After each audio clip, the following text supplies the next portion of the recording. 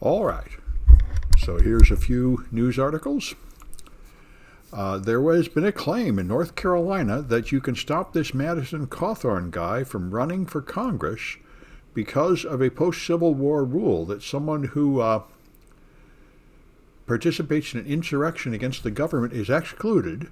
It was written there to deal with people left over after the Civil War, and it seems to be holding up. Apparently, North Carolina laws about election eligibility are much stricter than the rest of the nation, and Madison Cawthorn is not doing much good defending himself, and so it may be that he's excluded from public office because of his participation in encouraging the January 6th insurrection. So that is very interesting to watch, and we'll see what happens. On the opposite side, Trump appears to have gotten away with his financial crimes in New York. The prosecutor is replaced by a new prosecutor, and the new prosecutor decided not to do anything about it, apparently. And the new DA does not want to do anything about Trump, so the prosecutors have resigned in protest. At least that appears to be the current reporting. So, most of everybody observing it think that Merrick Garland has also given up doing anything about Trump or even trying to. So I said, I put on Twitter, this means Trump gets away with his crimes and skates again. And then a Trump supporter immediately said, well, they might have just not prosecuted him because they can't prove it because he's innocent. And I said, well, since it's never going to trial, we will never know. It will never be proven who's right and who's wrong, apparently.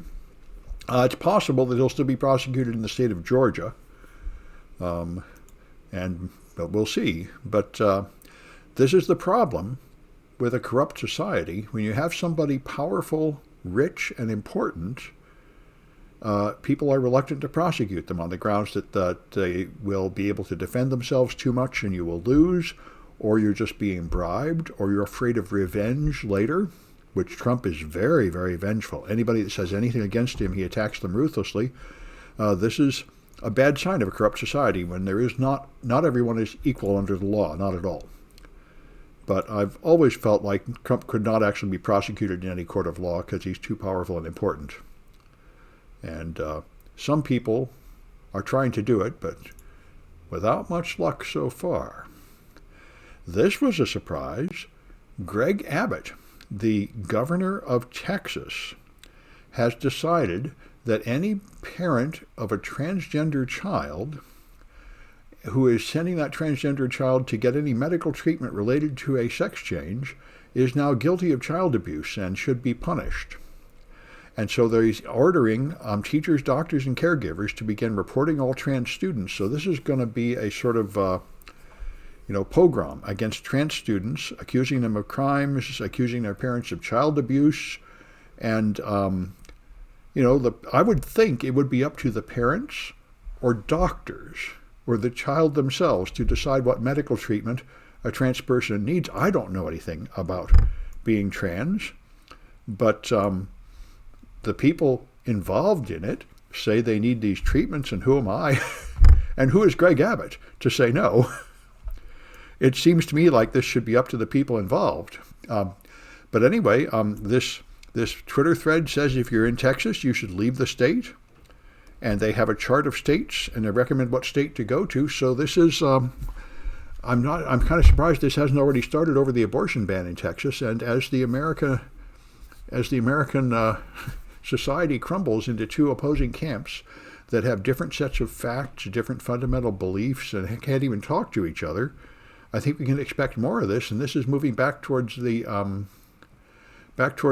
Civil War days, when you had the abolitionist states and the slave states, and people had an underground railroad to escape the slave states to the abolitionist states and so on, and it's pretty much the same ones. So, we're living through the collapse of the American empire, and now the collapse of the continental America, or so it seems. Anyway, so we'll see where it all goes. It's possible there'll be some kind of legal threat against this or something. Look what Trump did to Avenatti. Well, all right, but Avenatti I didn't know if Trump did that to Avenatti. I mean, Stormy Daniels sued Avenatti. I don't know. And some other people. Avenatti seemed to just be a crook. Yeah. Yeah, I've taught U.S. history. These times are incredibly similar to the years leading up to Civil War. Yes, indeed they are. And I think also incredibly similar to the 1930s in Germany, the fascists rising to power, with very similar steps as now they begin to erase history. And it's incredible this week. In this week, with Putin invading Ukraine, Trump yesterday or day before said we should use the same pretext to invade Mexico. This is a great idea. We should just declare part of Mexico independent and then say we're charging in to save them. That's how we'll solve our border crisis, imitating Putin. He said that. And a Republican, another person, Candace, another Republican said what we need to do is invade Canada, because Trudeau is oppressing those poor truckers that are protesting, and we should invade and take over Canada. So that's it's unthinkable things are now mainstream in the Republican Party, like praising Putin, saying it's perfectly fine that he kills people. I know, and us just annexing our Canada and Mexico are now. Well, Mexico's in the mainstream. I mean, Trump is the head of the Republican Party. Anything he says goes, and he's saying that openly. You would think that would be something that would make you kicked out of politics and unable to run for any public office again after saying something outrageous, but it isn't when Trump says it. Trump can say anything, no matter how outrageous, and nothing happens. So anyway, we're living through interesting times.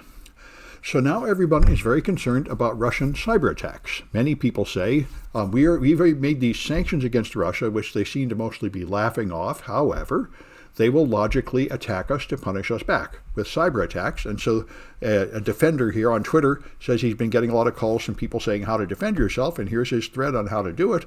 I'll put it in the chat because I think this is important and interesting information, especially in the world of instant response. What he says is, watch your outgoing traffic on firewalls. Watch for your owned machines phoning home to command and control centers, which is a good advice. I think this is all good advice. And then he says, don't worry about IP address blocks because it's so easy to use proxies. I mean, nobody would actually use a Russian IP unless they're just trying to insult you. And he said you must use allow listing. You must know what the allowable EXEs are and block everything that is not normal. And he pointed to something I did not know about. Windows SRUM is a feature inside Windows which logs all the executables that have been run on a machine. And you can go there and get a log of all the executables that have run in the last 30 days, and that would be what you would call your allow list. And you could block anything that's not on that list, and that will help, although, as he points out, the advanced attackers know how to live off the land where they use nothing but built-in Windows tools. However, this would still help because even though those tools are signed by Microsoft and authentic Windows tools, the fact that nobody has run them in the last 30 days would be enough to trigger it here. And that sounds like a pretty good defense. Anyway, yep, and all right, I see good comments in the chat. We got a couple more minutes. Oh, I saw this list on Twitter, best tools for bug bounty hunters, and I'll put this in that chat too. The thing that surprised me about this is I don't know about hardly any of these tools.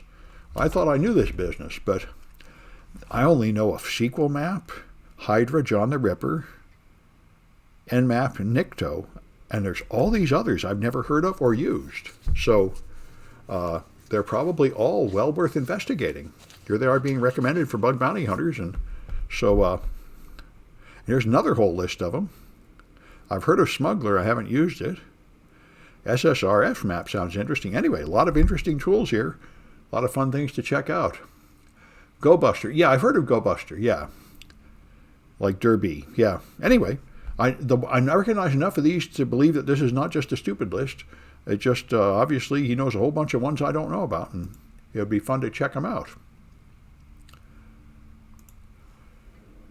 So San Francisco has an enormous crisis of all the K through 12 being completely out of money and cutting everybody and having a huge deficit, and City College is not in very good shape either. And so Lowell High School is, I've heard of it, it's the advanced placement high school, apparently considered the best in San Francisco, the most advanced, and they want to cut the AP classes and cut the AP teachers. or to be more exact, AP teachers teach classes that are worth college credit, that are therefore more difficult to prepare and teach and grade, so they have a smaller load. A normal teacher has to carry 5 classes, but an AP teacher only has to teach 4 classes. They want to change that to 5, and the result would be laying off a whole bunch of teachers that won't be needed anymore, and kind of by implication, this would harm the AP classes. So anyway, they're trying to figure out what to do. Well, somehow we don't seem to be giving the schools enough money, or more likely, my experience from City College, they're just taking the money and not letting it penetrate to where it needs to go. But anyway, somehow there's not enough money to run the schools, and there doesn't seem to be any solution forthcoming. All right, so that's it for the news.